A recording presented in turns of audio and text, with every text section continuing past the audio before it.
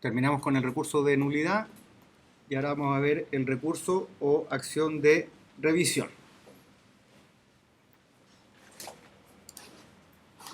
¿Cuál es el concepto y la naturaleza de la revisión de las sentencias firmes? ¿Cómo podemos definir la revisión? Se define como aquel proceso especial que tiene por objeto impugnar una sentencia ante el máximo tribunal en virtud de motivaciones extrínsecas al proceso en que fue dictada dicha resolución. La naturaleza jurídica que tiene la revisión ha sido sumamente discutida. Para algunos es un recurso, para otros es una acción constitucional.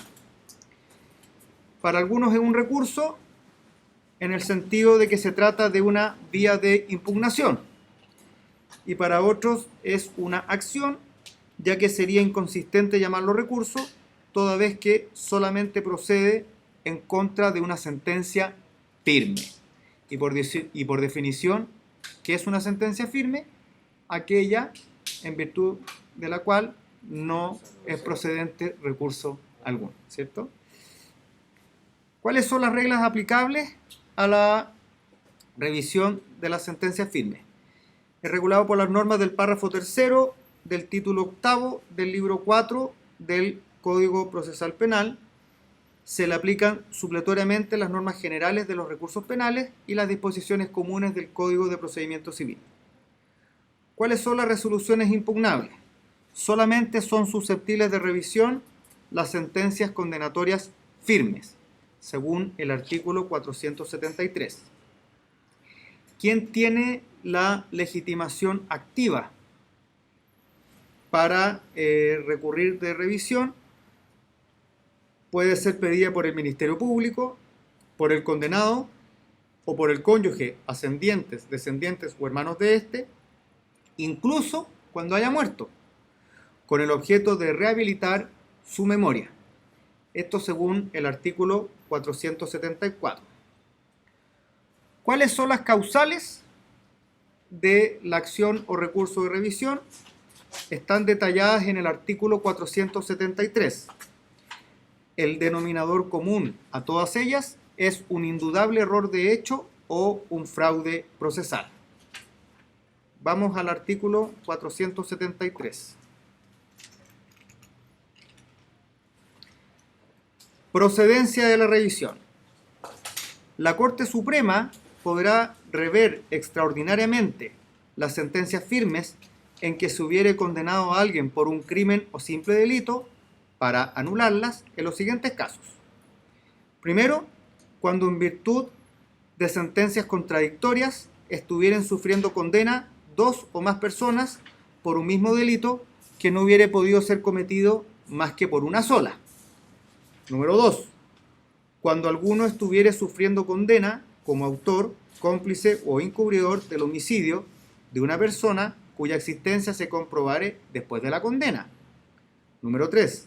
Cuando alguno estuviere sufriendo condena en virtud de sentencia fundada en un documento o en el testimonio de una o más personas, siempre que dicho documento o dicho testimonio hubiere sido declarado falso por sentencia firme en causa criminal. Número 4. Cuando, con posterioridad a la sentencia condenatoria, ocurriere o se descubriere algún hecho o apareciere algún documento desconocido durante el proceso, que fuere de tal naturaleza que bastare para establecer la inocencia del condenado. Y número 5. Cuando la sentencia condenatoria hubiere sido pronunciada a consecuencia de prevaricación o cohecho del juez que lo hubiere dictado o de uno o más de los jueces que hubieren concurrido a su dictación, cuya existencia hubiere sido declarada por sentencia judicial firme. ¿Cuál es el tribunal competente para conocer de la acción o recurso de revisión? La revisión es de competencia privativa de la Corte Suprema. Tramitación. ¿Cuál es el plazo que tiene? La revisión puede ser pedida en cualquier tiempo. Artículo 474. Plazo y titulares de la solicitud de revisión. La revisión de la sentencia firme podrá ser pedida en cualquier tiempo por el Ministerio Público, por el condenado o su cónyuge o conviviente civil, ascendientes, descendientes o hermanos de éste. Asimismo, podrá interponer tal solicitud quien hubiere cumplido su condena o sus herederos, cuando el condenado hubiere muerto y se tratare de rehabilitar su memoria. Forma de solicitar la revisión. Debe presentarse por escrito, expresando sus fundamentos y acompañando copia fiel de la sentencia y de los documentos que comprueben los hechos en que se sustenta. Artículo 475. Formalidades de la solicitud de revisión. La solicitud se presentará ante la Secretaría de la Corte Suprema. Deberá expresar con precisión su fundamento legal y acompañar copia fiel de la sentencia cuya anulación se solicitare y los documentos que comprobaren los hechos en que se sustenta. Si la causal alegada fuere de la letra B del artículo 473, es decir, el muerto que reaparece, la solicitud deberá indicar los medios con que se intentare probar que la persona víctima del pretendido homicidio hubiere vivido después de la fecha en que la sentencia la supone fallecida. Y si fuere la de la letra D, es decir, cuando con posterioridad a la sentencia ocurriere o se descubriera algún hecho o apareciera algún documento desconocido durante el proceso que fuere de tal naturaleza que bastare para establecer la inocencia del condenado, se indicará el hecho o el documento desconocido durante el proceso, expresará los medios con que se pretendiere acreditar el hecho y se acompañará, en su caso, el documento.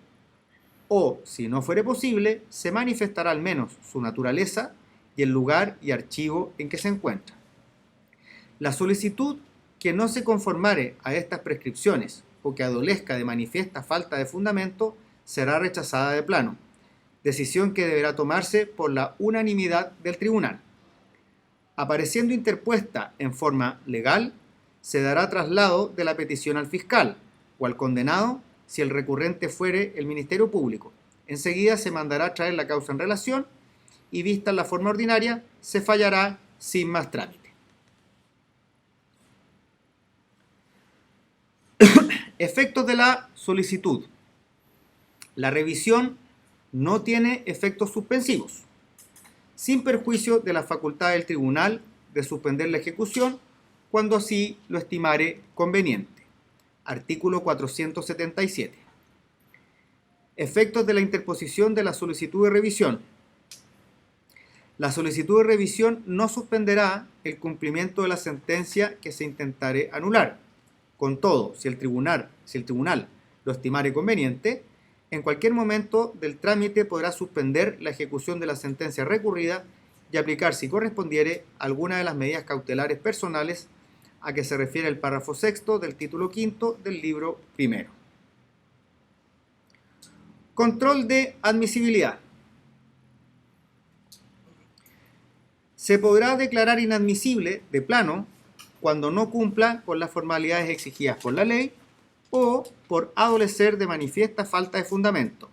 La inadmisibilidad debe ser acordada por unanimidad. Vista de la causa. La vista se rige por las reglas generales de la vista de los recursos penales, salvo en cuanto a la admisión de pruebas. Con una salvedad. Según el artículo 476, no podrá aprobarse por testigos los hechos en que se funda la solicitud de revisión. Se pueden hacer valer medios probatorios, pero no la prueba testimonial. Fallo de la revisión. La resolución que acoge la revisión debe declarar la nulidad de la sentencia y ordenar, según el caso, la libertad del imputado y la cesación de las inhabilitaciones impuestas como pena. Artículo 479. Efectos de la sentencia. Si la sentencia de la Corte Suprema, o en su caso de que hubiere nuevo juicio, la que pronunciare el tribunal que conociere de él, comprobare la completa inocencia del condenado por la sentencia anulada, éste podrá exigir que dicha sentencia se publique en el diario oficial a costa del fisco y que se devuelvan por quien las hubiere percibido las sumas que hubiere pagado en razón de multas, costas e indemnización de perjuicios en cumplimiento de la sentencia anulada. El cumplimiento del fallo en lo atinente a las acciones civiles que emanan de él será conocido por el juez de letras en lo civil que corresponda en juicio sumario. Los mismos derechos corresponderán a los herederos del condenado que hubiere fallecido. Además, la sentencia ordenará, según el caso, la libertad del imputado y la cesación de la inhabilitación. Además, podrá dictarse inmediatamente sentencia de reemplazo cuando de los antecedentes resultare fehacientemente acreditada la inocencia del condenado. Artículo 478. La resolución de la Corte Suprema que acogiere la solicitud de revisión declarará la nulidad de la sentencia. Si de los antecedentes resultare fehacientemente acreditada la inocencia del condenado, el tribunal, además, dictará, acto seguido y sin nueva vista, pero separadamente, la sentencia de reemplazo que corresponda. Asimismo, cuando hubiere mérito para ello, y así lo hubiere recabado quien hubiere solicitado la revisión, la Corte podrá pronunciarse de inmediato sobre la procedencia de la indemnización a que se refiere el artículo 19, número 7, letra I de la Constitución Política, esto es, la indemnización por error judicial.